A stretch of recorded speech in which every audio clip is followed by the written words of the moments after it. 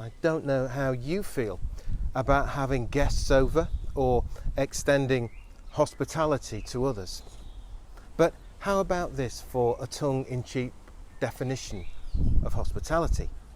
Hospitality is the ability to make your guests feel at home when you wish they were. Just think about that for a moment. Well, however you may feel about opening your heart and your home to strangers and guests, hospitality is very much a calling for Christians. It's a big part of the mission of the Jesus movement. This is all about how we serve the world, or how we are playing our part in the mission of God. Because it reveals who God is and the kind of world that he wants to make through us.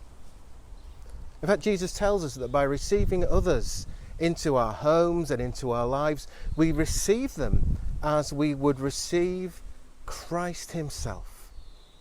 He says that in giving ourselves to those who come into our lives, we are sharing him with them. Let's hear actually what he does say from a few verses in Matthew chapter 10. Anyone who welcomes you welcomes me, and anyone who welcomes me welcomes the one who sent me. Whoever welcomes a prophet as a prophet will receive a prophet's reward, and whoever welcomes a righteous person as a righteous person will receive a righteous person's reward. And if anyone gives even a cup of cold water to one of these little ones who is my disciple, truly I tell you, that person will certainly not lose their reward. So those verses actually come at the end of Jesus teaching his disciples about how they were to be sent out into the world to be a blessing to others, to go, to see, to pray, to receive, and to care for others. Up to this point, Jesus has been talking about what the disciples should do and the difficulties that they will face, but now he's teaching them specifically about hospitality as a central part of who we are. Firstly, he does that in the context of people who receive them hospitably, and so, in effect, receive Jesus himself, with a much wider application for this today as well for us. These verses then speak about hospitality as receiving and welcoming the stranger, and it's a much bigger picture than simply inviting people into our homes. Jesus is talking to us about a profound privilege, and along with that, a responsibility too. We are, he says, his representatives when we encounter other people.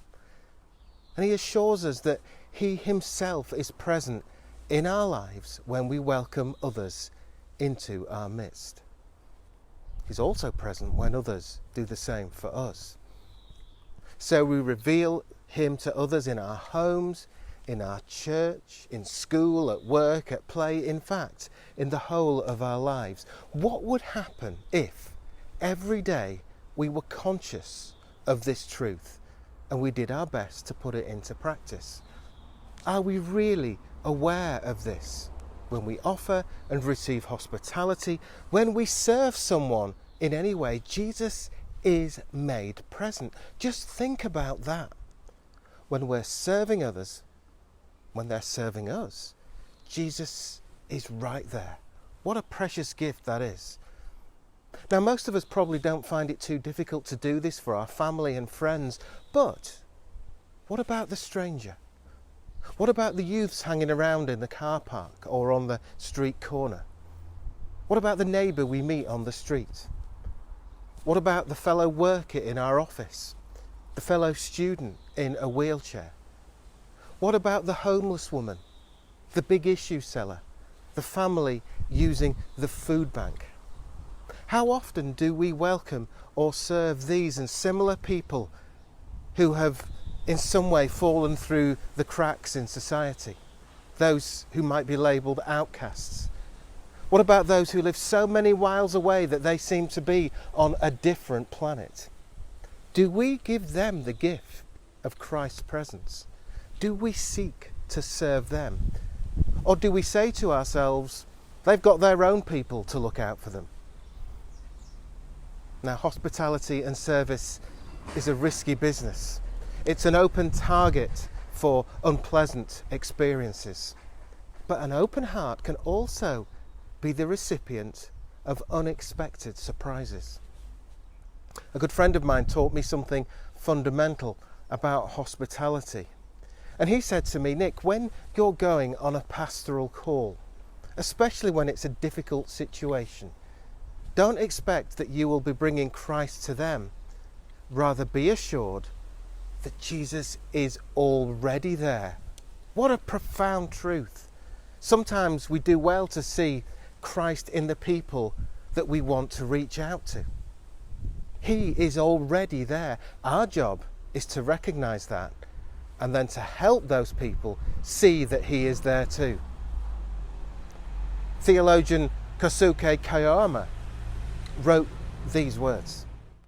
Our society, even the religious community, works on the basis of mutual invitation. We invite or invest time in people who are like us. As long as we conduct ourselves in such a way, we have the convenience of speaking our own religious and cultural language.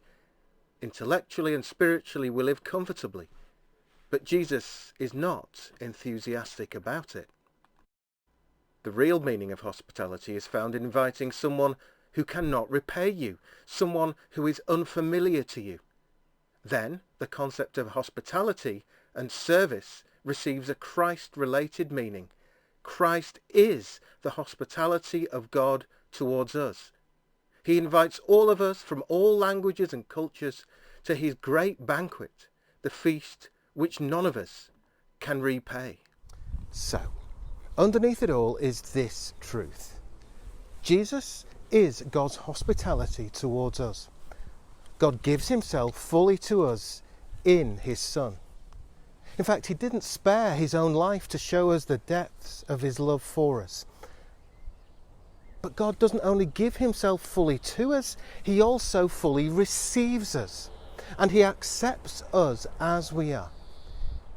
In Jesus, then, we experience both sides of the coin of God's hospitality.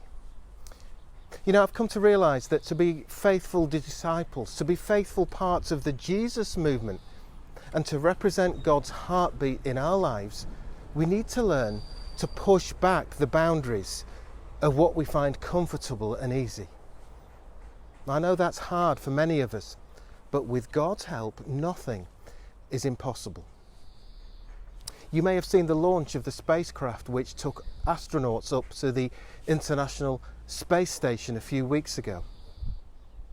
It took something incredible to get that craft off the ground. The physical force of gravity pulls everything to the centre of the Earth. And to break free from Earth's pull, thousands and thousands of pounds of energy have to push the rocket away from the centre of the Earth. Now there's also a psychological force of gravity that constantly pulls our thoughts and our affections and physical actions inward towards the centre of our own selves and to our own homes. It's part of the human condition. So the most natural thing in the world, in a sense, is to neglect hospitality because it's the path of least resistance. All we have to do is yield to the natural gravity of our self-centered life. And the result will be a life so full of self that there ends up being no room for others. We'll forget about them. We'll neglect them. But Jesus bluntly says, stop that. Build a launching pad in your lives. Fill up your boosters. Blast out of your self-orientated routine. Don't neglect others. Don't neglect that outward-looking dimension. Don't neglect the mission of God.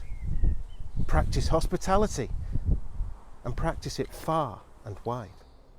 It's difficult, isn't it, to practice hospitality at the moment. It certainly has been during lockdown. COVID-19 means that we can welcome fewer, if any, people into our homes. It's also meant that there are fewer places we can go to meet together with people. Though, of course, as restrictions are continuing to ease and as that easing of restrictions speeds up over the next week or two, new opportunities will no doubt present themselves. Let's be ready to respond to them. Perhaps we can learn to receive people and to serve people in new ways. What we can certainly do right now is to stop and to think more widely, to reflect. So let me ask each of you this question. What is your passion? What do you look at in the world, locally, in the bigger towns and cities near to us, and further away in the developing world? What do you look at and think, I have got to do something about that? This has been called holy discontent, something which God has placed upon our hearts, whether we realise it's come from Him or not. Let me tell you, I believe that most often those things do come from Him. It might be a particular need. It might be a particular group within society. The poor, the depressed, young people, elderly people, people with young children, people with older children, the isolated, the unemployed. It might be a person. It could be a family. It could be a whole number of things. What is it which is breaking your heart? Where do you really want to see things change? You know, if it's breaking your heart, I think it's going to be breaking God's heart too. Could it be that God is calling you to do something about it? Is He calling some of us in this church to do something about it? So please do think about it, pray about it, and then please, I encourage you, email me or call me. I really do want to hear about your passions. I want to hear about them because I believe God has put them within you, and He's put them within you for a reason. Maybe it is your passions which will help us navigate the post-lockdown world to come. So please don't be shy about verbalising them. You see, the bottom line is this. God can use people like you and like me to touch lives. Yes, for some it may be opening our homes in hospitality when restrictions allow. But for many it will mean stepping out with that same sense of service, seeking to bless others in practical ways, because we know deep down that God has already blessed us, shown hospitality towards us. So what is your holy discontent? What is your passion? Could you be a big part of the answer to our most fervent and heartfelt prayers?